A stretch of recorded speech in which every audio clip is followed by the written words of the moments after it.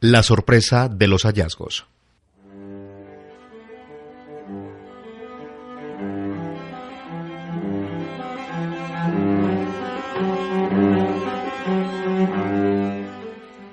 Encontrar una tumba vacía, un libro, una definición en un libro abierto al azar, los recuerdos de la mesa de la abuela, un gato, el cine de ayer y el de hoy, cosas aparentemente banales, cobran luces diversas y reveladoras contadas por nuestros invitados. Comencemos con Álvaro Díaz Escobedo, nacido en Santander, España, en 1937. Es un prolífico autor de cuentos. De él, El cementerio inglés.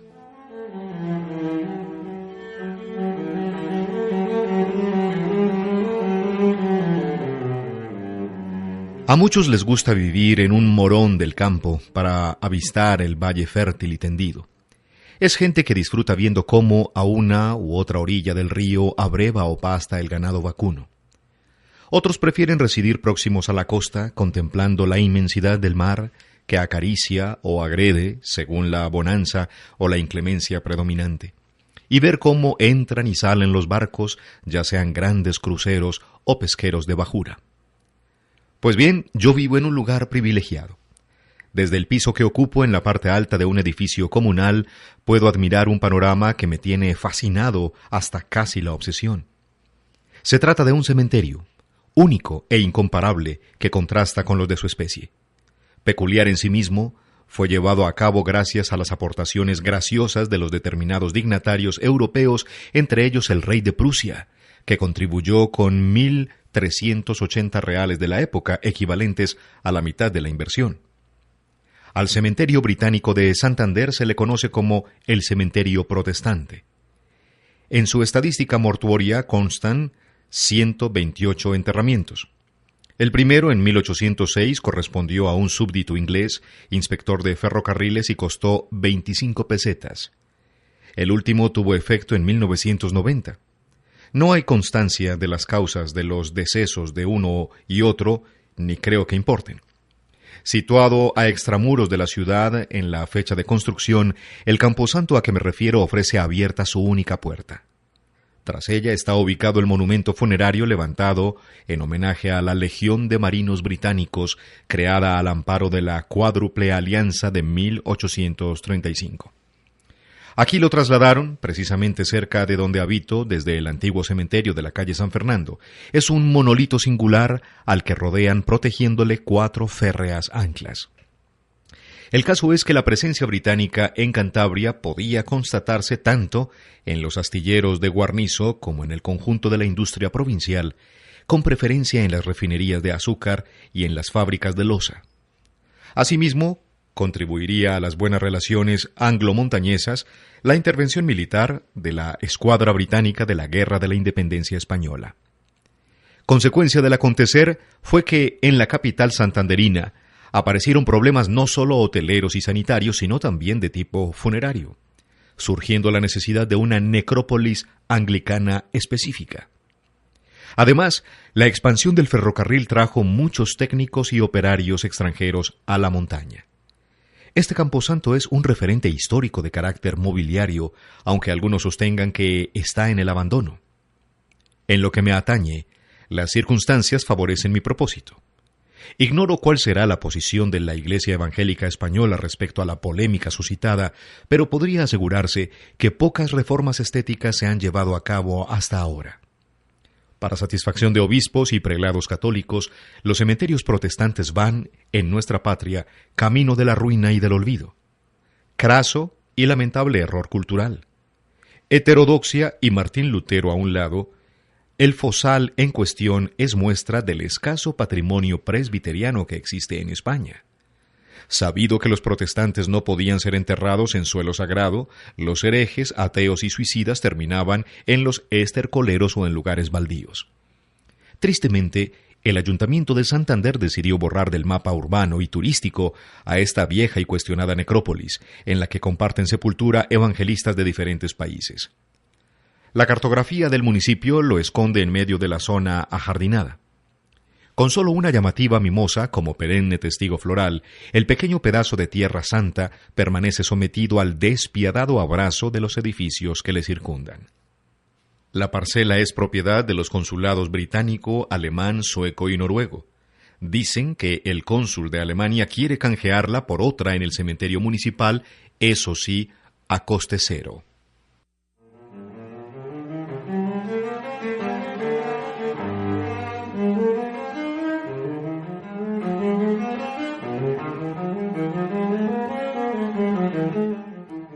Lo cierto es que me encantan los cementerios, tanto que hace poco estuve en el de Siriego para visitar la tumba donde reposan los restos de la bailaora Carmen Amaya. Mas es el cementerio inglés quien provoca mi interés en este caso. Me asomo a él varias veces al día, oteando la senda cuya andadura es la que se cree conduce a la auténtica verdad. Sin apenas darme cuenta, el camposanto de que hablo va calando en mi ánimo. Tiene aspecto y vitola de jardín y representa a una isla entre el mar de casas. Su estratégica ubicación le protege de los robos sacrílegos y de las expoliaciones. Le tengo a mis pies a distancia inferior a 50 metros y para disfrutarlo en su magnitud utilizo unos prismáticos con zoom. Por fin llegó la ocasión esperada, la oportunidad de conseguir una sepultura vacía. En las gestiones para enterarme de quién pudiera ser el propietario no saqué conclusiones válidas. Al tratarse de propiedad antigua, aparte su credo protestante, los datos del registro eran bastante confusos. En consecuencia, decidí resolverlo por mi cuenta. Ni corto ni perezoso me apropié del sepulcro sin más, océase gratis. Apartada en un lateral de las filas intermedias en situación de independencia que yo apreciaba, la tumba elegida contrastaba con las demás. El primer día que me puse a limpiar la fosa sentí una sensación difícil de describir. Realizada la labor previa de saneamiento, consideré conveniente dejar que pasara un tiempo prudencial antes de afrontar otros preparativos. Cuando estimé que era el momento propicio, di el segundo de los pasos previstos y encargué a un marmolista funerario mi propia lápida. La mayoría de las que presentaba el cementerio estaban esculpidas en cruz, pero las había de forma rectangular y en triángulo. En algunas estelas constaban la creencia, ideología, profesión o posición social del difunto y se veían lápidas que incorporaban fragmentos de textos religiosos. El hecho de compartir habitáculo con gente mucho mayor que yo, de ideas religiosas antagónicas que nunca enfrentadas, no coartó el proyecto concebido. La conversación con el artífice de la marmolería fue más o menos del siguiente tenor. Quiero encargar una lápida. ¿De qué características? Discreta, vamos que no peque de llamativa. Le mostraré el catálogo. No es necesario. Le facilitaré las medidas aproximadas y el resto quedará a gusto de su sentido profesional. ¿Qué material prefiere que pongamos? Me es indiferente que sea de piedra, mármol, granito. De acuerdo, vayamos a la inscripción. Llevará un nombre y una fecha, la del nacimiento. ¿Y la del fallecimiento? Ponga 3 puntos suspensivos. No le comprendo bien, pero será como usted desea. ¿Alguna observación en cuanto a posibles epitafios? Los considero innecesarios. Primero acudía de madrugada, luego durante la mañana y la tarde, por último, a todas horas. Me pegaba a la lápida apropiada para dialogar con mi otro yo, mejor dicho, a monologar. Sucedió en noche de luna llena. Gracias a la luz que proporcionaba el astro reina, la claridad permitía distinguir los objetos incluso sin prismáticos. No fue necesario escudriñar para apreciar el cambio. En la losa se había modificado parte de la inscripción original. Tuve un presentimiento y sobre todo inmensa curiosidad. Me puse una prenda de abrigo y bajé a la calle en dirección al cementerio. Al traspasar la puerta de entrada descubrí la novedad. Los puntos suspensivos que deberían seguir a la fecha del natalicio estaban borrados y en su lugar figuraba la correspondiente al óbito. Mi incredulidad era tan mayúscula que situándome a un solo paso de la tumba me pregunté a mí mismo, ¿dónde estoy en realidad? ¿Aquí afuera o allá adentro? La contestación surgió inmediata. Estás donde siempre deseaste, contigo mismo, pero habiéndote liberado de la pesada carga del cuerpo. Así comenzaron los diálogos con el otro yo. ¿Por qué te hiciste de mi tumba y pusiste tu nombre? Convengamos en que es asimismo el tuyo. De acuerdo, mas tengo una duda que deseo aclarar. ¿Te adueñaste del hoyo en que reposo, o fui yo quien compró el piso en que vives tú? Aún más me gustaría saber qué piensas. En buena lógica, lo mismo que tú. Entonces, ¿qué buscas? Nada en absoluto. Ni siquiera se me ocurre perder el tiempo soñando con un posible elixir de vida. ¿No te interesa vivir? ¿Acaso quieres tú resucitar? ¿Para qué? Ahí, en la pregunta, tienes la respuesta. Es muy distinto. Tu espíritu es joven y mi cuerpo está decrépito. Veo que careces de fe, pero crees en el infierno. En el infierno me cuesta mucho creer, sobremanera en período de crisis económica. Mantener esa enorme caldera encendida a las 24 horas del día se me antoja imposible. Sin embargo, creo en el diablo. Yo también. Solo el que cree en el diablo cree en Dios, y viceversa. Cuéntame algo entretenido. ¿En el cielo se flota o se vuela? Lo ignoro. Todavía sigo a la espera del juicio final. La única referencia que tengo es de índole gastronómico. Parece ser que en el cielo no hay almejas, al menos en criterio de un gran humorista. Decía un filósofo griego que la verdadera vida no comienza hasta que el alma sale del cuerpo. Los humanos consideramos la existencia como el más preciado de los dones que Dios nos ha dado y por tanto creemos que la muerte es lo peor que puede sucedernos. Tendría razón Eurípides cuando, medio siglo antes de que naciera Jesucristo, hablaba de la posibilidad de que lo que llamamos vida es la muerte, y que nuestra muerte se llame vida allá en lo remoto. Sea como fuere, me chiflan los cementerios.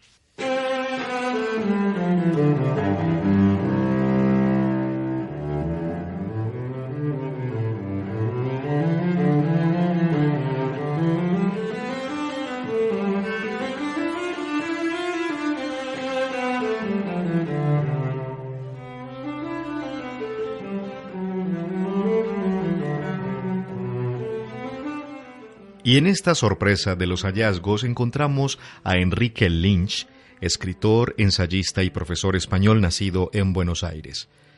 De este escritor, Abanico.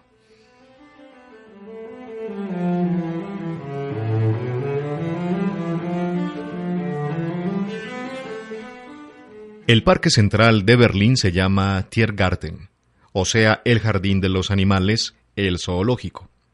Me puse a buscar referencias sobre el Tiergarten y recordé que Walter Benjamin escribió unas memorias de su infancia en Berlín. Hurgué entre mis libros y las encontré. Un volumen muy delgado que estaba colocado en el anaquel casi pegado a otro, también de Benjamin, dirección única, Madrid 1988. Y al usar el dedo índice para sacarlo de la biblioteca lo puse donde no debía y en su lugar me salió el otro que se abrió al azar en la página 57 donde encontré este fragmento. Abanico. Todo el mundo habrá tenido la experiencia siguiente. Cuando se ama a una persona, incluso cuando solo se piensa intensamente en ella, casi no hay libro en el que no se descubra su retrato. Y hasta se presenta como protagonista o antagonista.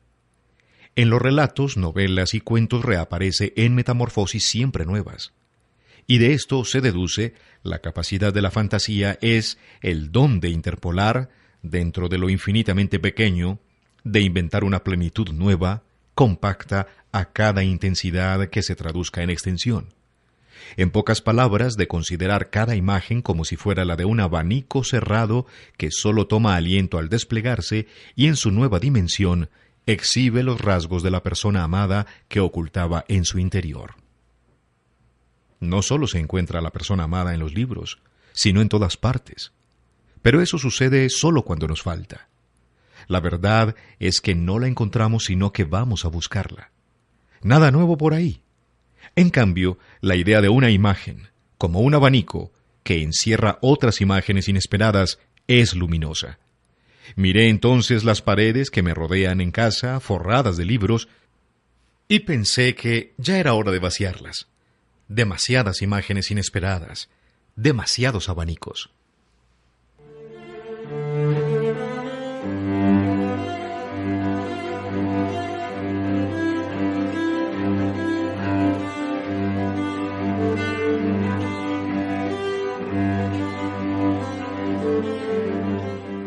Y ahora nos topamos con Julio Cortázar, una de las figuras mayores del llamado boom. Nacido por accidente en Bruselas en 1914, estudió letras y magisterio, ejerciendo la docencia en varias ciudades del interior de su país. Se radicó en París desde 1951 y allí desarrolló su obra narrativa hasta su muerte en 1984.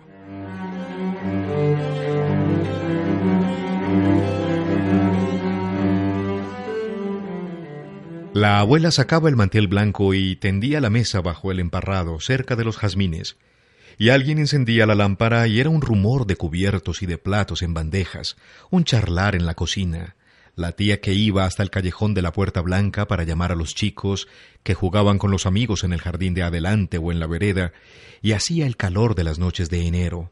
La abuela había regado el jardín y el huerto antes de que oscureciera, y se sentía el olor de la tierra mojada, de los ligustros ávidos, de la madreselva llena de traslúcidas gotas que multiplicaban la lámpara para algún chico con ojos nacidos para ver esas cosas. Me veo a los 20 años envuelto en las telarañas del autodidactismo, mezclando la peor literatura con los primeros pantallazos sobrecogedores de Roberto Arlt, Dostoyevsky, Thomas Mann, saltos y recaídas de Amado Nervo a Rilke, de Pierre Loti a Aldous Huxley. Me faltaba el coagulante instantáneo que un día fijara las materias preciosas y mandara a la basura todo el resto. Algunos se estremecerán al saber que ese coagulante se llamó para mí Jean Cocteau. Pero Ramón Gómez de la Serna fue quien me lo trajo, quien me curó para siempre de la cursilería, él que tanto sabía sobre lo cursi y que escribió su tipología definitiva. En una librería de la calle Corrientes me atrajo, no sé por qué, la edición española de Opio, diario de una desintoxicación narrada a su manera por Cocteau. El prólogo era de Ramón y tan admirable como los muchos prólogos que antes y después leí de él. Su presentación de Baudelaire, por ejemplo, donde con su estilo despenado y meandroso va creando la atmósfera del París romántico al alba del modernismo.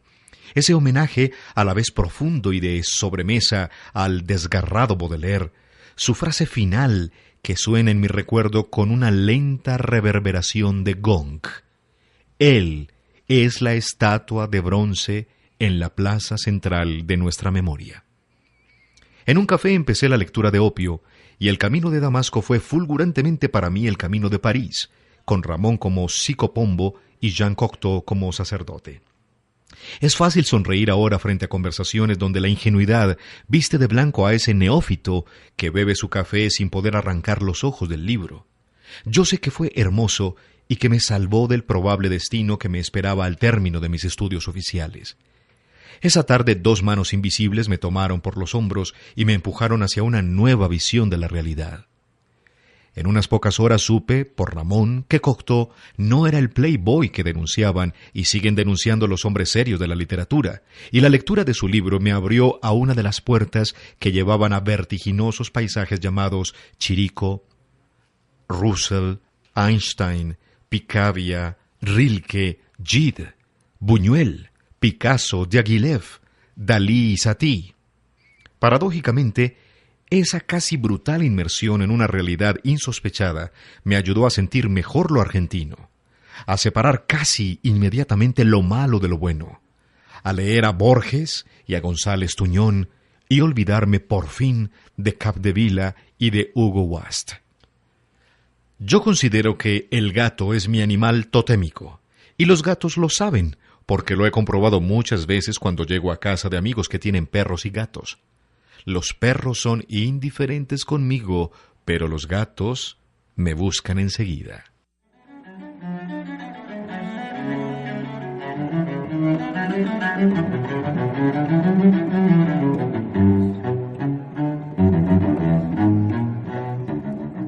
Y en este corto viaje por los hallazgos, Jesús Palacios Trigo, un madrileño que ha dedicado su vida al cine, como prueban 15 libros de su autoría dedicados al séptimo arte.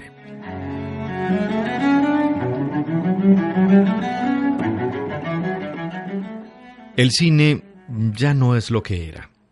Como todas las grandes religiones, la cinematografía ha crecido demasiado, se ha desbordado. Hollywood se ha transformado en una iglesia tiránica y casi todopoderosa, en la que nadie cree pero que a todos obliga a confesarse como miembros de la misma. Cada viernes, los cines de las grandes ciudades estrenan película tras película, esperando atraer a las masas de feligreses que, sin embargo, se resisten. Corrompida hasta en su alma de celuloide, la iglesia hollywoodense solo piensa, como los Borgia, en el poder y el dinero. Para mantener su boato y oropeles no le importa, por supuesto, envenenarnos sin escrúpulos con sus superproducciones miserablemente ostentosas, embaucarnos con sus caramelos envenenados. En público, las masas siguen reconociendo a Hollywood como su única religión, afirman practicarla e incluso, en los peores casos, siguen haciéndolo realmente de forma automática por el qué dirán, como las aburridas familias que acuden a la iglesia del pueblo todos los domingos para cabecear en los incómodos bancos de madera, papar moscas con la mirada perdida, murmurar fragmentos de oraciones casi olvidadas, pero, eso sí, saludar a todos los vecinos a la salida de misa. Por eso no es extraño que ante la decadencia, la pompa sin circunstancia y los fastos vacíos por completo de sentido o sensibilidad de Hollywood, proliferen las sectas y las heterodoxias.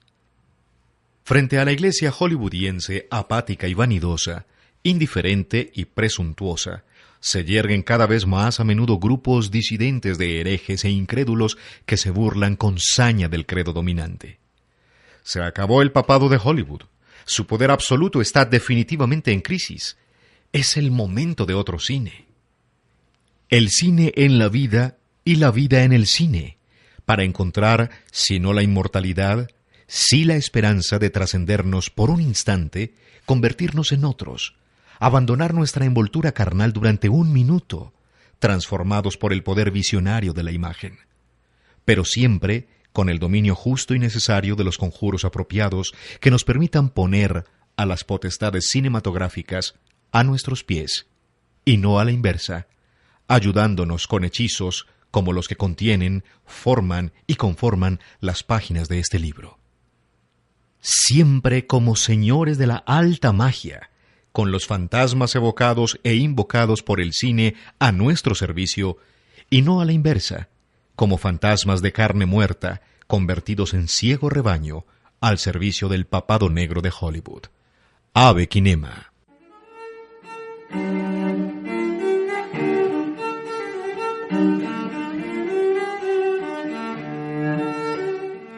Hoy en Literatura para Oír, la sorpresa de los hallazgos, autores varios: Jesús Palacios Trigo, español; Julio Cortázar, Enrique Lynch, de Argentina; y Álvaro Díaz Escobedo, autor español.